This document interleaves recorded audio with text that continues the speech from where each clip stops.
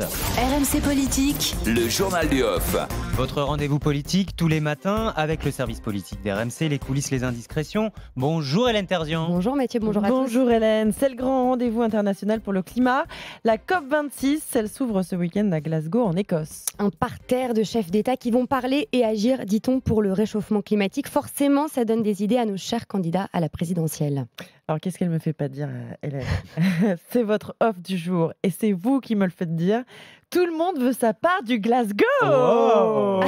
À commencer par Emmanuel Macron, incontournable sur la photo des 196 autres dirigeants de ce monde.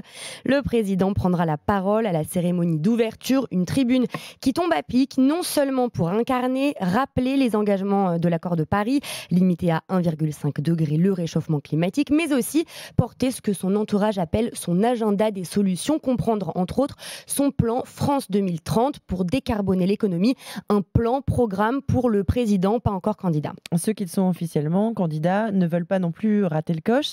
L'écolo Yannick Jadot sera aussi sur la photo. N'allez pas dire qu'il va surfer sur l'occasion pour dérouler son plan de sortie des énergies fossiles. Pour lui, la COP, ce n'est pas une opération marketing, défend un proche. D'abord, il y va avec sa casquette d'eurodéputé, il va à toutes les COP et il y allait déjà en tant que représentant d'ONG, on l'aura compris. Yannick Jadot a donc sa carte de fidélité. Anne Hidalgo, elle a pris son billet de train. Première escale à Londres pour dîner avec le réseau de maires des plus grandes villes du monde. Tous ensemble, ils iront ensuite en train à Glasgow, plus de 4 heures de trajet. Le jeu en vaut la chandelle puisque non seulement la maire de Paris y recevra le prix de l'action climat de l'ONU, mais elle pourra montrer qu'elle a les mêmes interlocuteurs que Macron, glisse un de ses piliers de campagne. Anne Hidalgo qui était l'invité de Jean-Jacques Bourdin hier. Yannick Jadot qui est l'invité de Jean-Jacques Bourdin ce matin 8h30, 9h sur RMC et BFM TV. La COP26, on va y revenir dans quelques minutes d'ailleurs. Est-ce que ça doit peser davantage dans les débats présidentiels, la lutte contre le réchauffement climatique? Est-ce que vous vous sentez une part de responsabilité? Est-ce que ça fait partie de vos priorités? 32-16 et on se retrouve dans quelques minutes. D'abord les autres infos, Hélène. Une date a un lieu ce matin, le 9 novembre, à Colombey, les deux églises. Il va y avoir embouteillage devant la tombe du général de Gaulle pour commémorer le jour de sa mort. Jean Castex, Valérie Pécresse, peut-être d'autres candidats LR.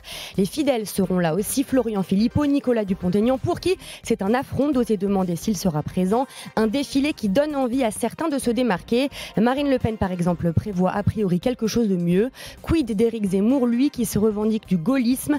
Malgré les bruits qui courent, ce n'est pour le moment officiellement pas à son programme. La politique, c'est pas toujours un univers impitoyable. Ça peut aussi être de l'amour, même entre les candidats, les républicains. Ils déposent en ce moment leur parrainage pour se présenter au Congrès. C'est fait pour Pécresse et Bertrand. Philippe Juvin les dépose ce matin. Ça n'a pas été facile, mais figurez-vous que grand seigneur, il a décidé en qualité de maire de parrainer un autre candidat LR, son concurrent Denis Père à la traîne. Il le fait au nom de la diversité. Et puis, vous savez qu'on vous raconte dans le journal du off les dessous du monde politique, loin d'être toujours exemplaire. Un podcast sort ce matin consacré aux violences sexistes et sexuelles dans la classe politique. Subies par des femmes élues, des fonctionnaires, assistantes parlementaires, le podcast s'appelle « Il n'y a pas mort d'homme ». Il est produit par Binge Audio. Dans le premier épisode de 25 minutes, Édith Cresson, première et unique première ministre, revient sur le déferlement de sexisme qu'elle a affronté dans l'hémicycle, mais aussi au sein du gouvernement. Mes collègues ministres m'ont fait vivre une vie d'enfer, dit-elle. La presse aussi, qui se baissait sur le trottoir pour photographier ses bas filets. Le conseil podcast d'Hélène Terzian et du service politique d'RMC, il n'y a pas mort d'homme sur Binge Audio. Merci pour toute cette semaine, Hélène Terzian. Le journal du off à retrouver sur rmc.fr.